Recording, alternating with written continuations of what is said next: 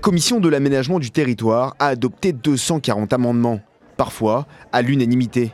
Sur ce texte, les sénateurs dénoncent les nombreuses lacunes présentes dans la version du gouvernement, notamment sur le volet financier. On a voté différentes dispositions financières, notamment pour que les intercommunalités qui se voient confier la compétence de la mobilité aient les moyens de mettre en œuvre cette compétence, et également pour que les projets en termes d'infrastructure et d'investissement soient financés et qu'on ne soit pas dans le flou total en matière de financement. En effet, les sénateurs souhaitent que le milliard d'euros récolté grâce à la TICPE, cette taxe sur les produits énergétiques, soit entièrement consacré au portefeuille de la mobilité. Mais le Sénat a aussi ajouté d'autres points. Inciter au développement de nouvelles infrastructures dans les zones où les offres de mobilité sont rares.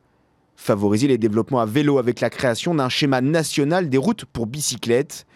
Créer des voies et des stationnements pour les véhicules à faible émission. La commission a aussi adopté, à l'initiative du sénateur Jean Sol, un amendement permettant de renforcer la sécurité des passages à niveau. Vous avez de l'amélioration de la signalétique. On se rend compte qu'il y a des feux aujourd'hui qui sont à 1,25 m ou 1,30 m.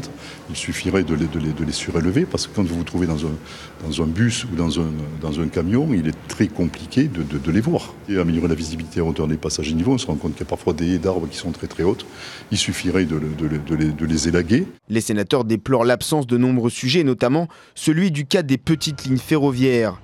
Une volonté du gouvernement. Le texte sera débattu en séance publique durant la 3e semaine de mars.